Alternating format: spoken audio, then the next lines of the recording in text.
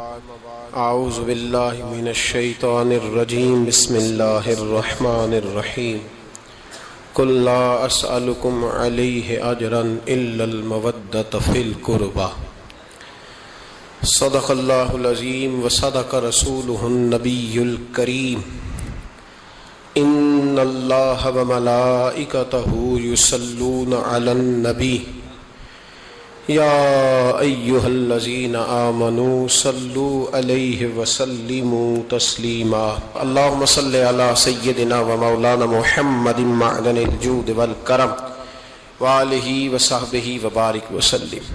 تمام تعریفیں اللہ تعالیٰ جل مجدہ الکریم کے لیے، ہر قسم کے درود و سلام نبی رحمت سید عالم صلی اللہ علیہ وسلم کی ذات والا صفات کے لیے حمد و صلات کے بعد واقعات کرب و بلا کے پس منظر میں کچھ باتیں، کربلا سے حاصل ہونے والے اسباق کے کچھ پہلو عنوان گفتگو رہیں گے۔ اہل بیت کا پیار فرائض دین میں سے ہے، صحابہ کی محبت فرائض دین میں سے ہے۔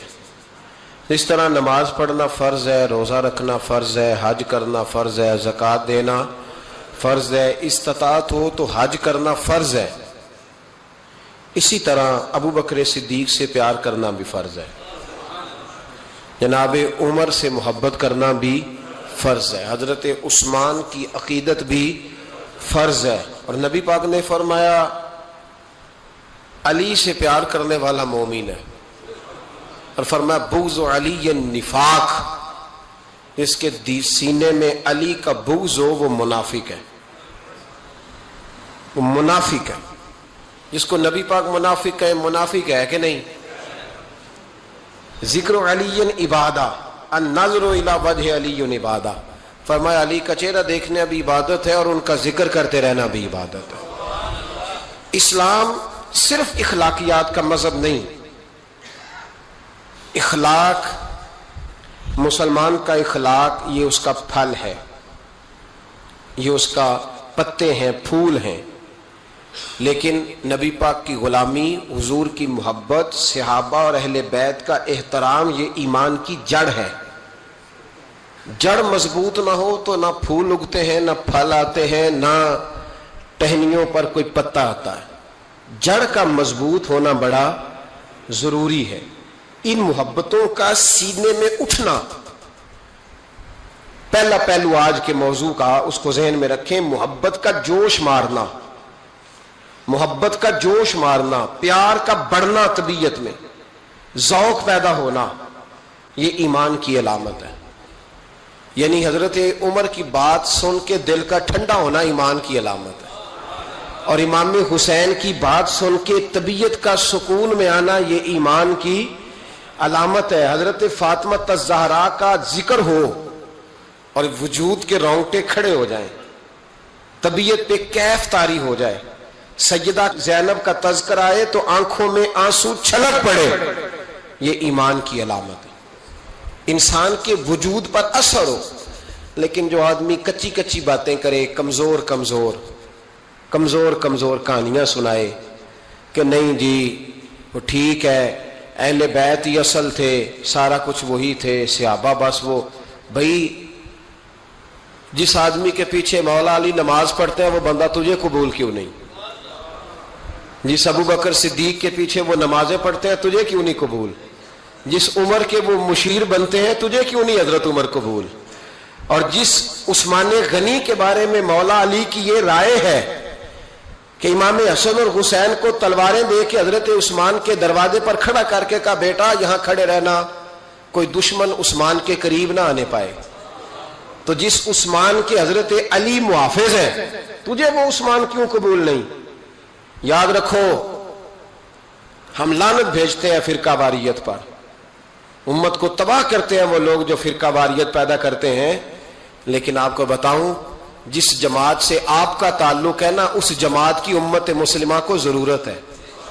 قیامت بھی 10 محرم کو ہی آئے گی، جمعے کا دن ہوگا، تو میں آج دل کو حاضر ناظر رکھ کے، اپنی طبیعت کو حاضر پا کے باشعور آپ کو کہہ رہا ہوں، جاگ کے سننا خدا کا واسطہ، آپ اس جماعت سے تعلق رکھتے ہیں، اگر کافر کے سامنے اسلام کا کوئی چہرہ پیش ہو سکتا ہے تو صرف سنی کا چہرہ پیش ہو سکتا ہے، ختم ہو گئی بات. ورنہ کوئی صحابی کا بے ادب ہے، کوئی اہل بیت نبوت کا.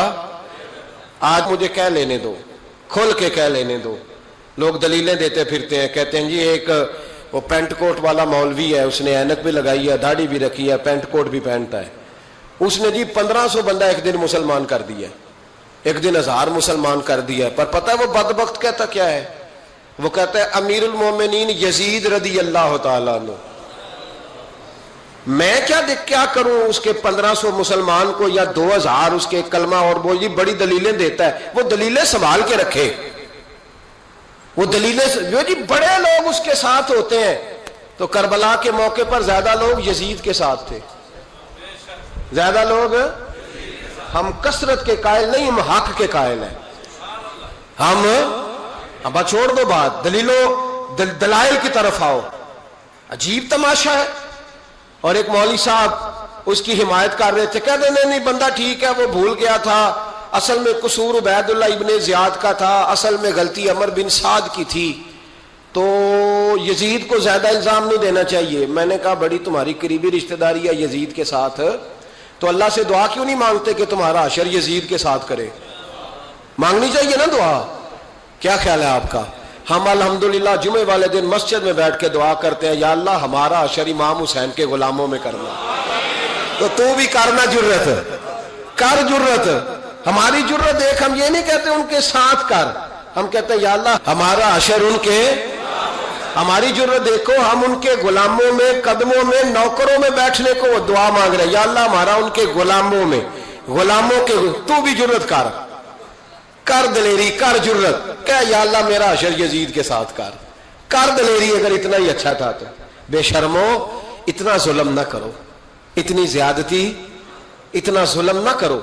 یہ ظلم ہے. امام حسین جمعے والے دن خطبہ پڑھنے لگے، جمعے سے پہلے امام حسین نے خطبہ پڑھا اور آپ نے ایک جملہ کہا جو ہمیشہ یاد رکھا جائے گا. آپ نے فرمایا یزید کو جا کے بتا دو کہ مجھ جیسا تجھ جیسے کی بیعت نہیں کر سکتا. او کیا فکرہ ہے امام علی مقام کا. فرمانے لگے مجھ جیسا تجھ جیسے کی بیعت. اور آپ فرمانے لگے بتاؤ اس وقت پوری دنیا میں کوئی نبی کا نواسا موجود ہے میرے سوا؟ حضرت آدم سے لے کر مصطفیٰ کریم تک اس وقت پوری دنیا میں کوئی نبی کا نواسا ہے؟ اور فرمایا اگر میں ہی ہوں پوری کائنات میں. لوگ کہتے ہیں فلانا علامہ صاحب کی تبلیغ بڑی ہے. ہم سے بڑا کون ہوگا تبلیغ کی بات کرنے والا؟ لیکن ڈرو اللہ سے، ڈرو، گمراہ نہ کرو قوم کو. یہاں تباہی اتر گئی ہے. کوئی بڑی داڑھی رکھ کے معاذ اللہ تعالیٰ اہل بیت کے بارے میں بکواس کرتا ہے، اور کوئی بالکل داڑھی مڈا کے ننگا سر کر کے ممبروں پہ ناچتا ہے اور صحابہ کے بارے میں بکواس کرتا ہے. میرے مصطفیٰ کے پاس اگر ابو بکر آئے ہیں تو وہ بھی شان والے ہیں، اور اگر بی بی عائشہ صدیقہ ان کے بستر پہ رہی ہے تو وہ بھی شانوں والی ہے. مولا علی شیر خدا کے بارے میں جو بات کرے پکا بے ایمان ہے. عجیب تماشا لگ گیا ہے جی. جو رب نبی پاک کے جسم کے قریب مکھی نہیں آنے دیتا، وہ گندا بندہ حضور کے قریب آنے دیتا ہے؟ عجیب تماشا ہے. امت کو تباہ کر رہے ہو، کافر کو موقع دے رہے ہو یہ کہنے کا کہ تمہارے نبی کے پاس بیٹھنے والے ٹھیک نہیں تھے. اگر حضور کے پاس بیٹھنے والے ٹھیک نہیں تھے تو بعد والے کیسے ٹھیک ہو گئے؟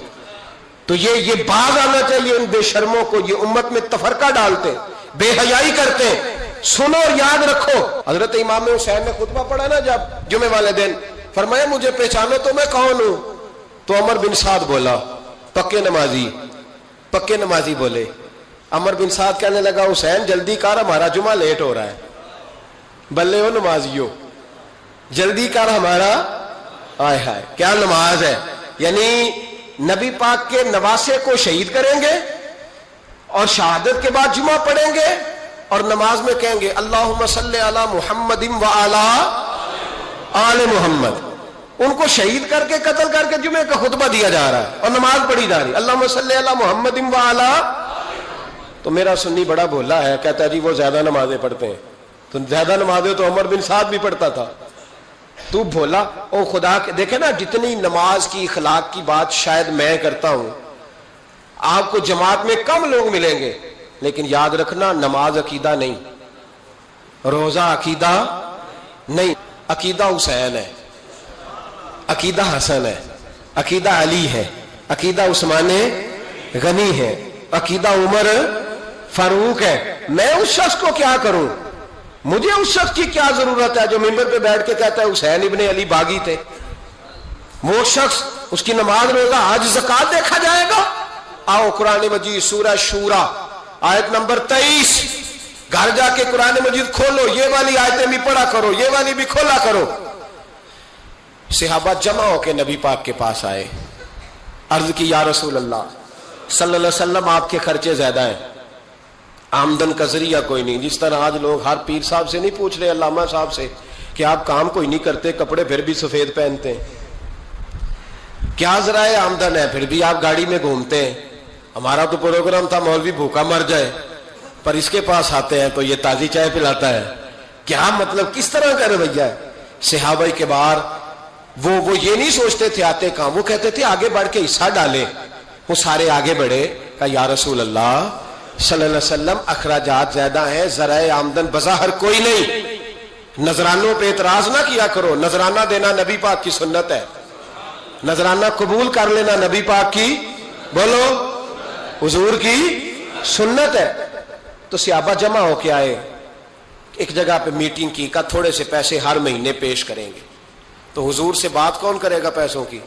کہا ہم نے نہیں کرنی، نبی پاک کے چچا جناب عباس کریں گے.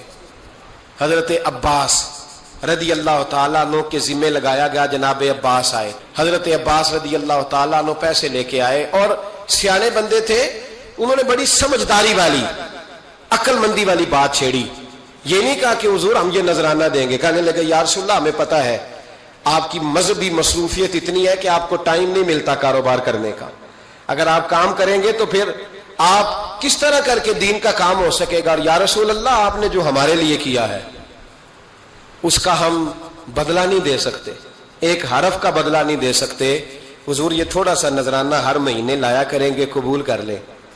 نبی پاک کے سامنے رکھا ہی تھا کہ اللہ کا قرآن بول پڑا، کا کل لا اسألکم علیہ اجرا، محبوب ان سے فرما دو کہ میں نے تمہارے لیے بڑی تکلیف سہی ہے، پر میں تم سے کوئی اجر نہیں مانگتا، تم سے کوئی اجر نہیں مانگتا. ہاں اگر تم نے کچھ کرنا ہے الا المودۃ فی القربى، تو میرے قریبیوں سے پیار کرتے رہنا، میری ختیجہ سے پیار کرنا، میری عائشہ کا ادب کرنا، میرے قریبیوں کا احترام کرنا. یا رسول اللہ ازواج تو گھر میں ہے ہی، قریبی کوئی اور بھی خاص ہے جس کا ادب کرنا ہے؟ تو نبی پاک نے فرمایا ہاں، علی، فاطمہ، علی اور فاطمہ کی اولاد. فرمایا ان کا ادب کرتے رہنا، اس کا مطلب یہ ہوگا کہ تم نے میرے ساتھ بڑا ہی اچھا سلوک کیا ہے. کہا ان کا ادب کرنا، جناب علی، سیدہ فاطمہ، اور دونوں کی ان کا ادب کرنا فرائض دین، اہل بیت کا ادب کرنا فرائض.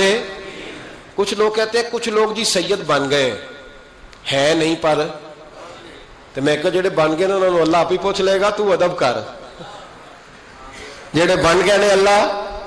شیخ الاسلام والمسلمین حضرت خواجہ قمر الدین سیالوی رحمت اللہ تعالی علیہ، دو بندے خواجہ صاحب سے ملنے آئے تو ان کو پتا تھا کہ خواجہ صاحب سیدوں کا بڑا احترام کرتے ہیں. اعلیٰ حضرت فاضل بریلوی کا جب عرس ہوتا ہے نا بریلی شریف، تو سیدوں کو اسٹیج پہ بٹھایا جاتا ہے اور بڑے بڑے عالم نیچے بیٹھتے. تو دو بندے آ گئے، کچھ لینے کچھ مانگنے تھے، فرار دونوں. ٹانگے سے اترے تو سیال شریف کے رستے میں درمیان میں پروگرام بنایا کہ سنا ہے خواجہ صاحب سیدوں کا بڑا ادب کرتے ہیں، سید نہ بن جائیں. بن بھی جاتے ہیں نا لوگ، وہ سید نہ بن جائیں. ٹھیک ہے جی بن جاؤ.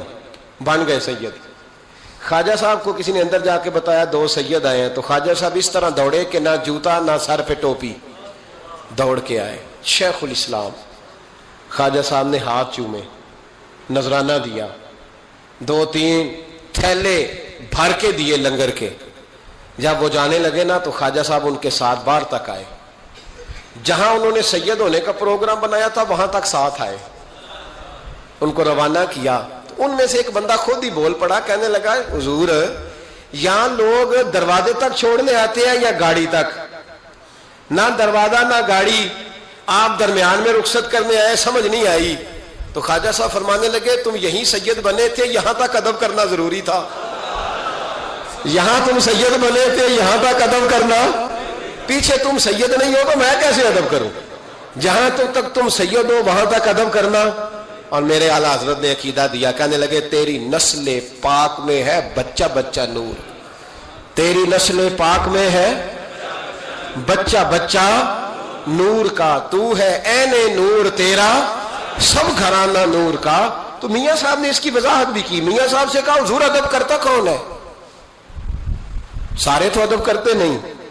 تو میں دور نہیں نہ جاتا، پرانے محدثین نہیں پوچھتا، یہ کشمیر میں میاں محمد بخش صاحب سے پوچھ لیتے حضور ادب کرتا کون ہے؟ تو میاں صاحب فرمانے لگے اصلا نال جے نیکی کریے. کنہ نال؟ اصلا نال جے نیکی کریے تو نسلہ تاک نہیں پھول دے. ہاں بے اصلا نال نیکی کریے تو پھول کنڈیاں نال تول دے. بے اصلا فرمانے لگے جو اصل ہوگا نا اخلاق کا، کردار کا، خاندان کا اصل، وہ ہمیشہ مصطفیٰ کے صحابہ کا بھی احترام کرے گا اور اہل بیت نبوت کا بھی ان کا ادب کرے. سنیں نبی پاک نے کیا فرمایا. ترمذی میں حدیث ہے، نبی پاک نے خطبہ حجت الوداع دیا. لوگ ہمیں کہتے ہیں نماز روزہ حج زکوٰۃ اس سے آگے نہ جاؤ. حضور نے خطبہ دیا، فرمایا میں تمہیں دو چیزیں دے کے جا رہا ہوں، اگر تھام کے رکھو گے تو گمراہی تمہارے پاس نہیں آئے گی. یا رسول اللہ کون کون سی؟ فرمانے لگے ایک میں تمہیں قرآن دے کے جا رہا ہوں، دوسرا اپنا خاندان دے کے جا رہا ہوں.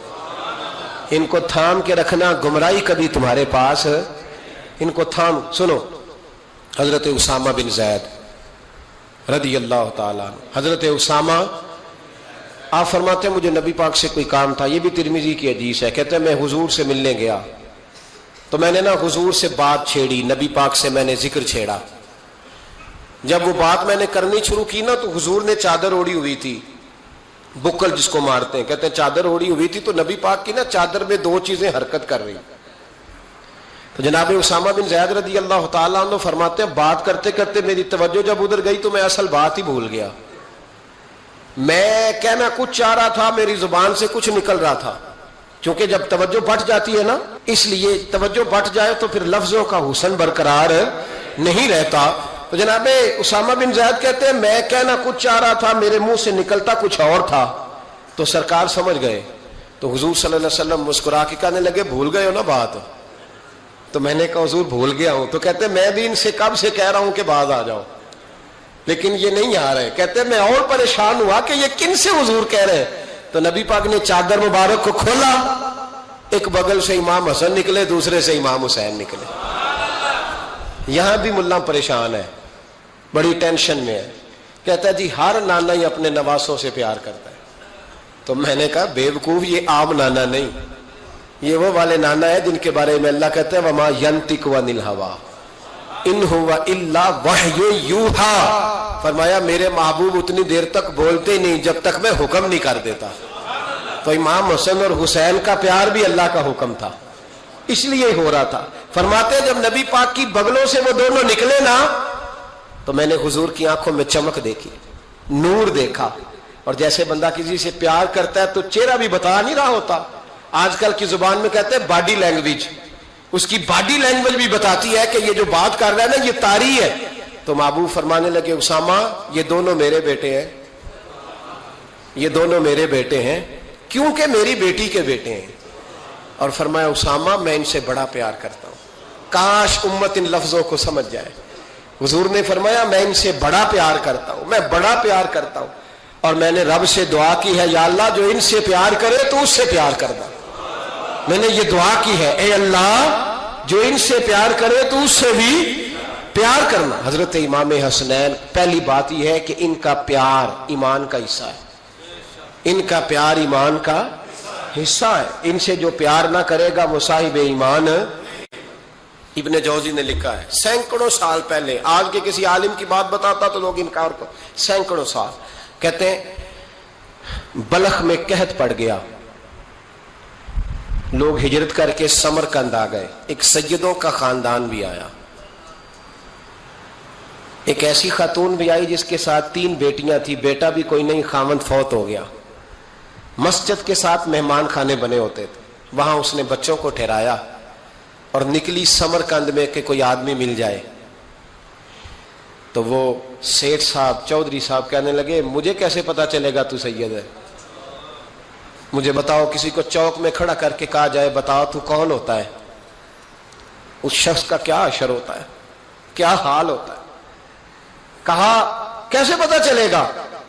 تو سید زادی نے اپنا پلو کھولا اور اپنے آنسو دونوں آنکھوں سے صاف کیے تو کہنے لگی اللہ تیرا بھلا کرے, میں ثابت نہیں کر سکتی کہ میں حضور کا خاندان, میرے پاس کوئی دلیل نہیں, میں نہیں بتا سکتی. چل ٹھیک ہے. چلی گئی. کسی نے بتایا کہ یہاں ایک یہودی بھی رہتا ہے, وہ بڑا سخی ہے, یا آتش پرست ہے یا پارسی ہے کافر غیر, سخی بڑا ہے. اس کے پاس گئی, بیٹھی رہی, لوگ بیٹھے تھے. جب چلے گئے تو قریب گئی, کہنے لگی مجبور ہوں, پریشان ہوں, غریب نہیں ہوں. کہنے لگا بی بی تجھے کبھی دیکھا نہیں, سمرقند کی اتنی آبادی نہیں, میں سارے شہر, تو کون ہے؟ تو کہنے لگی تعارف نہ ہی پوچھے تو اچھا ہے. اس نے کہا چلو اگر پتہ چل جائے تو. کہنے لگی میں مسلمانوں کے نبی کی اولاد ہوں. مسلمانوں. اس نے کہا پیغمبر خدا کی اولاد. اٹھ کے کھڑا ہو گیا, بی بی کو ساتھ لیا, گھر گیا. کہنے لگا جو صاف ستھرا کمرہ ہے نا اسے پھر دھو ڈالو, ایک دفعہ پھر دھو ڈالو. کمرہ دھلایا, صاف کرایا. پھر کہنے لگا بی بی میرے برتن زیادہ صاف ستھرے نہیں, میں نئے نہ خرید کے لا دوں. پھر نئے برتن لایا. پھر اپنے بچوں سے کہنے لگا اونچا نہ بھولنا کہ سیدہ فاطمہ کی شہزادیاں آئی ہیں, یہاں کوئی شخص اونچی بات نہ کرے. پھر کہنے لگا بی بی جو میرا بالکل طیب اور حلال رزق ہے نا, یہ اس میں سے لنگر ہے, لیکن چونکہ میں غیر مسلم ہوں, مجھے سلیقے نہیں آتے, جیسا تیسا بھی ہو نا اسے قبول کر لینا. خاتون کو کہنے لگا یہ گھر ہے, جب تک جی چاہے یہاں رہنا, اور دیکھنا ہو سکے تو رات اپنے نبی سے سفارش کرنا, میرا بھی کوئی مسئلہ, میری بھی کوئی قبولیت کہیں ہو جائے. وہ مسلمان کہلانے والا رات کو سویا. کہتے جنت سجی ہوئی ہے, لوگ جنت میں جا رہے ہیں, لائنیں لگی ہوئی ہیں, نبی پاک لوگوں کو جنت میں بھیج رہے ہیں. میں بھی دوڑ کے لائن میں لگ گیا. فرشتے نے میرا بازو پکڑا, کا پیچھے ہٹ. تو میں دوڑ کے حضور کی بارگاہ میں گیا. میں حضور سارے جنت میں جا رہے ہیں, یہ مجھے نہیں جانے دیتا. تو نبی پاک نے فرمایا تو کون ہے؟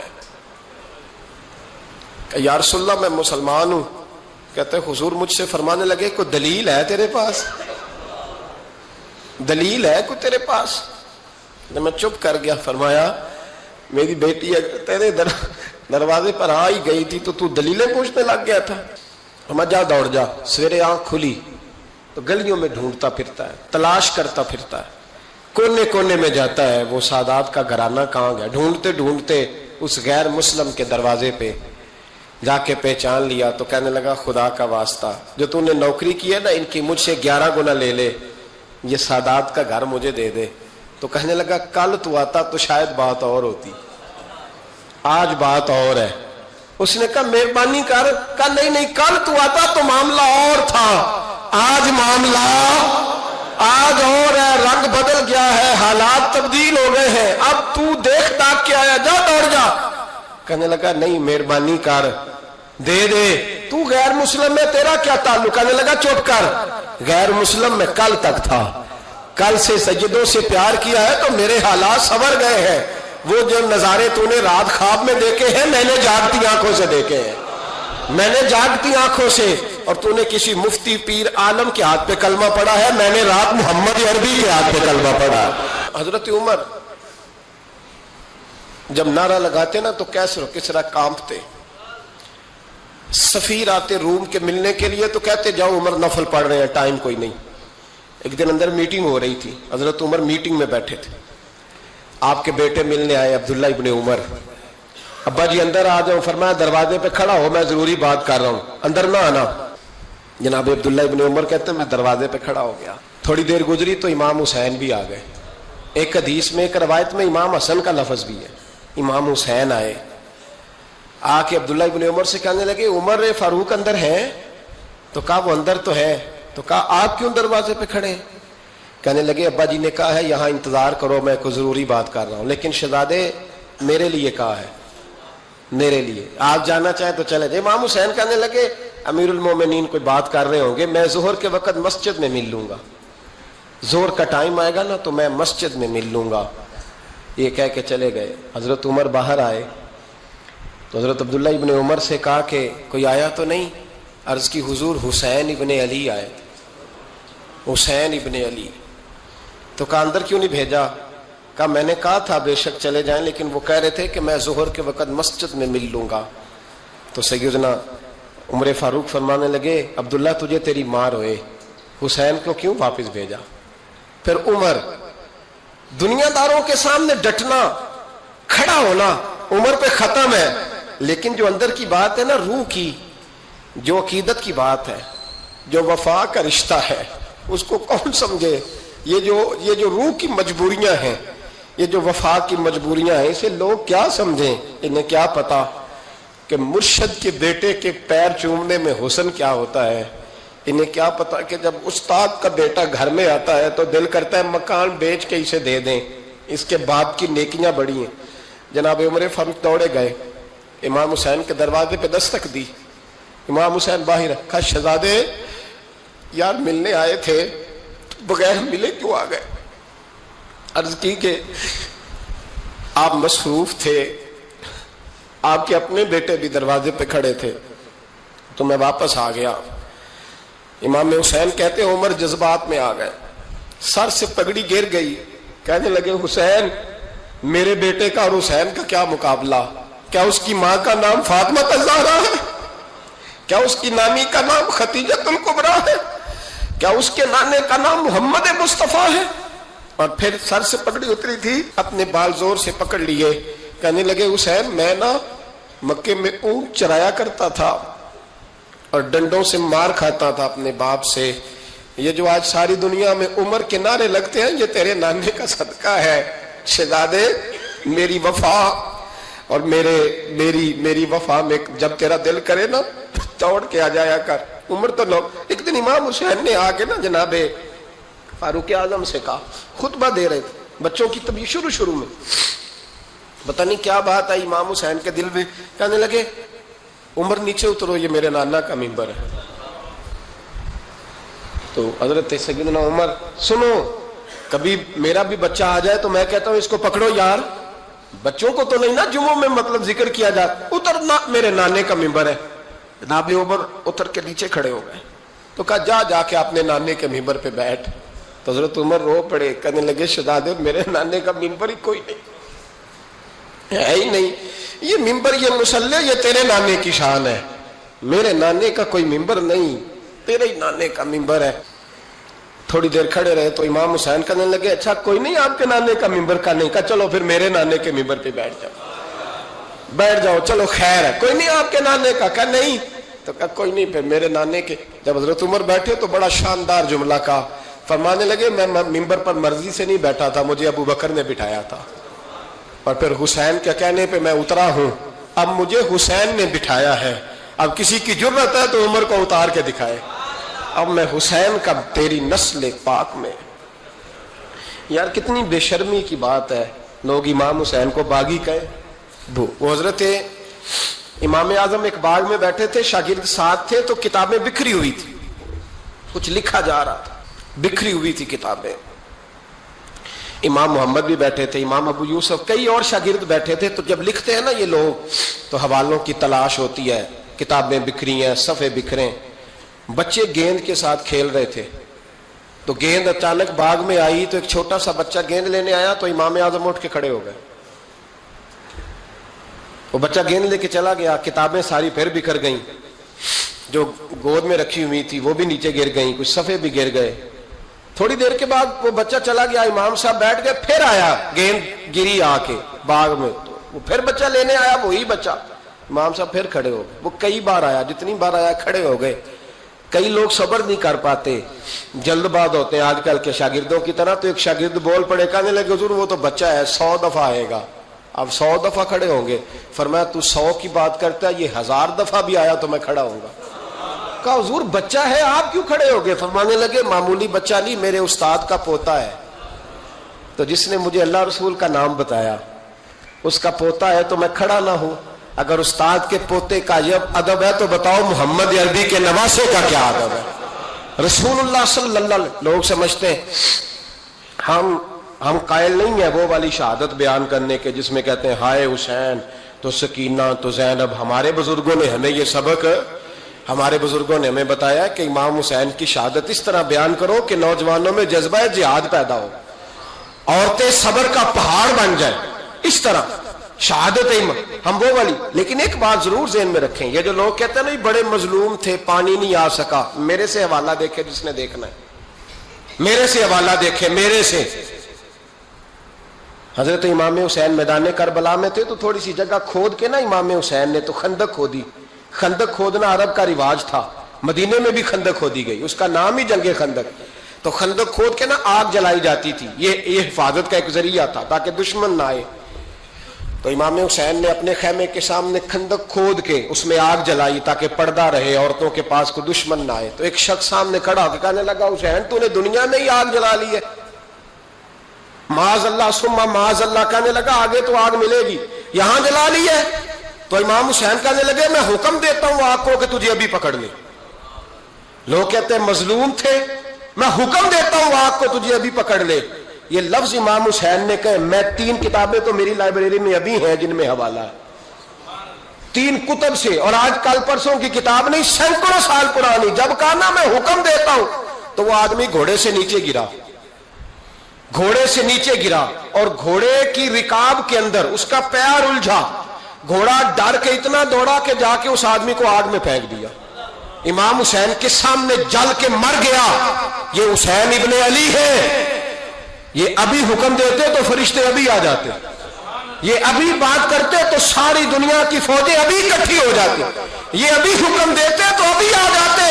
اور سنو، اگر جناب اسماعیل کے لیے دمبا آ سکتا ہے تو وہ تو حضرت ابراہیم کے بیٹے تھے، اور یہ تو مصطفیٰ کی اولاد ہے، ان کے لیے کیا کچھ نہیں ہو سکتا؟ لیکن امام حسین نے پسند کیا تھا کربلا کے جہاد کو، اس کو پسند کیا تھا مولا علی نے، وہ اپنی پسند پہ تھے۔ کوئی آدمی اس طرح نہ بیان کرے کہ بڑے مظلوم تھے تو بڑی مشکل میں تھے تو بڑا روتے تھے بڑے، اور کوئی شخص ایسی بات، یہاں تو تماشا لگ گیا ہے، تماشا لگ گیا ہے۔ ایک وہ ہے جو آج کل کہہ رہے بس جی وہ تو 2 شہزادوں کی جنگ تھی، انہیں بھی شرم نہیں آتی، اور ایک ممبروں پہ چڑھے ہوئے ہیں، چہرے پہ داڑھی کوئی نہیں، سر پہ ٹوپی کوئی نہیں، بازاری سا انداز ہے، کبھی دوڑ کے ادھر جاتے ہیں، کبھی بھاگتے ہیں، کبھی کہتے ہیں اونچا بولنا، پیروں پہ کھڑا ہونا، یہ لوگ بیان کریں گے امام حسین کی بات؟ یہ لوگ بیان کریں گے؟ بیبیوں کے مصائب پڑھ رہا ہوں، وہ اور بیبیاں ہوتی ہیں جو ہائے ہائے کرتی ہیں، واہ بیلا کرتی ہیں، یہ میرے نبی کا خاندان ہے، یہ میرے نبی کا خاندان ہے، نبی کا خاندان۔ میں حوالہ دکھاؤں گا، مجھ سے سنو حوالہ۔ حضرت سیدہ زینب نے سارے جنازے دیکھے، بھتیجوں کو، بھانجوں کو، سب کو شہید ہوتے دیکھا۔ عورتیں ڈرتی میت کو ہاتھ نہیں لگاتی، چیختی ہیں بیبیاں، لیکن حضرت جناب زینب نے پتہ کیا دیکھا تھا؟ وہ سننا ذرا۔ امام حسین کی لاش مبارک کربلا میں پڑی تھی، اور امام حسین کا سر کاٹ کے نیزے پہ چڑھایا گیا تھا، اور وہ بیبیوں کے سامنے خالی سر چڑھ رہا تھا، اور سینکڑوں میل کا سفر کر کے دمشق کے بازاروں سے گزرتا وہ سر گیا۔ آج میں سر کی بات نہیں کرتا، سر کی، آپ مرد ہیں، جوان ہیں سارے، یہاں کسی کا کٹا ہوا ہاتھ پھینک دیا جائے نا، ہاتھ تو لوگ چیخے مار کے دوڑ جائیں گے، بلکہ ہاتھ تو دور رہا، کسی کی انگلی کاٹ کے یہاں پھینکی جائے تو لوگ چیخے مار کے مرد دوڑ جائیں گے۔ لیکن کٹا ہوا سر دیکھا، لاشیں دیکھے، یزید کا دربار آیا، بی بی صاحبہ کو نا ایسے عورتوں نے اپنے حالے میں لیا ہے، سیدہ زینب وہاں بیٹھ گئیں، تو جب بولا نا یزید دربار میں، کہنے لگا کہ دیکھو اللہ نے عزت والوں کو عزت دی، معاذ اللہ ثم معاذ اللہ، اور میرے مخالفین کا کیا حشر ہوا جب اس نے دیکھے نا، ایک آدمی مجبور ہے، مقہور ہے، اتنا لمبا سفر ہے، غربت ہے، پیاس ہے، بیماری ہے، کیا انداز ہے جب اس عالم میں یزید کے دربار میں اس نے گستاخی کی امام حسین کی۔ یہاں لوگ کہتے ہیں کسی کو کچھ نہ کہو، کیوں نہ کچھ کہیں، جو سیدنا امام حسین کے بارے میں بات کرے گا زبانیں کھینچیں گے اس کی۔ جو صحابہ کے بارے میں بات کرے گا ہم کرنے دیتے؟ یہ کیا بات ہوئی؟ گستاخی کرنا، بے ادبی کرنا، یہ کون سا دین ہے؟ یہ تو تم بے دینی پھیلا رہے ہو۔ سنو، جب اس نے بے ادبی کی تو سیدہ زینب چپ نہیں رہی، بلکہ حضرت زینب بولی اور کھڑی ہوئی، اور آپ نے تلاوت کی قرآن مجید کی اور آیتیں پڑھی، کہنے لگی وَتُعِزُّ مَن تَشَاءُ وَتُذِلُّ مَن تَشَاءُ بِیَدِکَ الْخَیْرُ۔ اور آپ فرمانے لگی یزید تو کہتا ہے تیرے مخالفین پسپا ہو گئے، تجھے عزت ملی؟ آپ فرمانے لگے یہ تیرا دربار ہے نا، یہ تیرا سجا ہوا ہے نا، تیرا اس وقت ڈنڈا چلتا ہے نا۔ فرمانے لگی چند سال ٹھہر جا، تیرے اوپر لوگ لعنتیں برسائیں گے، اور فرمایا جب جمعے پڑھے جائیں گے تو لوگ میرے حسین کے نام کے خطبے پڑھیں گے۔ فرمایا آج یہ تیرا دربار ہے نا۔ حضرت نعمان بن بشیر صحابی رسول تھے، وہ کہتے ہیں میرے قریب ایک نابینا صحابی بیٹھا تھا، سنو سنو حوالہ میں دکھاؤں گا۔ کہنے لگے میرے قریب اس وقت یزید کے دربار میں ایک نابینا صحابی بیٹھے تھے، جب بی بی زینب نے یہ بات کی نا تو وہ نابینا صحابی میرا ہاتھ پکڑ کے کہنے لگے نعمان علی آ گئے، یہ تو علی کی آواز ہے، علی آ گئے۔ جبریل امی بول رہے ہوں جیسے، حکمت کے گوہر رول رہے ہوں جیسے، دربار دمشق میں وہ زینب کا خطاب منبر پہ علی بول رہے ہوں جیسے۔ کہنے لگے علی آ گئے، علی، یہ تو علی کی آواز ہے۔ جناب نعمان بن بشیر کہنے لگے نہیں، علی جب بولتے تھے تو بڑا رنگ ہوتا تھا، ابھی تو زینب کھل کے بول ہی نہیں رہی، ابھی تو زینب ستائی ہوئی ہے، ابھی تو زینب زخم کھا کے آئی ہے، ابھی تو زینب پیاسی ہے۔ کاش زینب تر و تازہ ہوتی تو زینب خطبہ پڑھتی تو علی کی طرح گرجدار آواز نکلتی۔ یزید کے محل کانپتے، جبریل امی بول رہے ہوں جیسے، حکمت کے گوہر رول رہے ہوں جیسے، دربار دمشق میں بی بی زینب کا خطاب منبر پہ علی بول رہے ہوں جیسے۔ وہ مسکینوں کی طرح منتیں نہیں کر رہے تھے، ہائے پانی ان کا مزاج ہی نہیں تھا، بلکہ وہ دلیر لوگ تھے، دلیر، اور بر موقع بر محل بولتے تھے۔ یزید آیا دربار میں، جب یہ سارا قافلہ وہاں پہنچا تو یزید دربار میں آیا، اور جب وہ دربار میں آیا تو بادشاہوں کا طریقہ ہے، گاڑیاں، اب ہمارے بادشاہوں نے روٹر والی گاڑیاں رکھی ہوئی ہیں، وہ یوں یوں چلتی ہیں، شور ہوتا ہے پیچھے۔ اس زمانے میں کہا جاتا تھا با دبا ملازہ ہوشیا، پیچھے ہٹ جاؤ، نعرے لگنے لگے۔ تو یزید کا ایک ناخلف بیٹا امام زین العابدین سے کہنے لگا تیرا باپ کہاں ہے؟ دیکھ یہ میرے باپ دادا کے نعرے، دیکھ میرے باپ کے نعرے، تیرے کدھر ہے؟ ابھی یہ بات شروع اس نے کی تھی کہ دمشق کی جامع مسجد میں زور کی اذان ہو گئی، اور جب مؤذن نے کہا نا اشہد ان محمد رسول اللہ، تو امام زین العابدین اس کا ہاتھ پکڑ کے کہنے لگے یہ میرے نانا کے نعرے لگ رہے ہیں، اگر تیرا ہے تو بتا، یہ میرے نانا کے نعرے ہیں۔ اور فرمایا تیرے باپ کے 2-2.5 سال لگیں گے، میرے نانے کے قیامت کے بعد بھی لگیں گے، میرے نانے کے نعرے قیامت کے یہ لگتے رہیں گے، لگ رہے ہیں اور لگتے تھے اور لگتے رہیں گے۔ میرے بھائی یاد رکھو، دلیری، ہمت، پہلی بات ان سے پیار کرنا ہے، دوسرا ان کی ہمت، ان کا مقام دلیری کرنا ہے، ان کا کام ہمت کرنا ہے، ان کا کام ڈٹ جانا ہے، کمزوری دکھانا اہل بیت کا طریقہ ہوتی۔ حضرت عباس کے بازوؤں میں درد ہوتی، جناب زینب پھر پریشان ہوتی ہیں کہ ہم تو اس بے حیائی کے خلاف لڑے اور امت ابھی یہ گند کر رہی ہے۔ جو چوکوں میں کھڑا ہوتا ہے نا عورتوں کو تاڑتا ہے، وہ یزید کے طریقے پہ عمل کرتا ہے۔ یہ دلائل ہے، آپ سوچ لیں، اندازہ کر لیں کہ ہم نے کس جماعت میں کھڑے ہونا ہے، اس لیے گند سارا نکالیں۔ امام حسین کا ایک پیغام آج اپنانا بڑا ضروری ہے۔ امام حسین نے سر سجدے میں کٹایا اور قرآن کی تلاوت نیزے کی نوک پہ بھی جاری رہی ہے، اس لیے آج کم از کم 10 نفل امام حسین کی سنت سمجھ کے ضرور پڑھیں گے انشاءاللہ۔ جنہوں نے روزہ رکھا ہے بڑا اچھا کیا ہے، چلو جو نہیں رکھ سکے پھر بھی نفلی ہے، کوئی فرق نہیں، کم از کم 3 دفعہ سورت یاسین کی تلاوت آج ضروری ہے امام حسین کے لیے، کریں گے انشاءاللہ تعالی۔ اگر وہ نیزے کی نوک پہ پڑھ سکتے ہیں تو آپ ان کی خاطر بھی تو پڑھ ہی سکتے ہیں نا، تو بہت ضروری کام۔ رب رب کر دے بڈھے ہو گئے، ਪੰਡਤ ਸਾਰੇ ਰੱਬ ਦਾ ਖੋਜ ਖੁਰਾ ਨਾ ਲੱਭਾ ਅਤੇ ਨਾ ਕੀਤੇ ਬਈ ਨਜ਼ਾਰੇ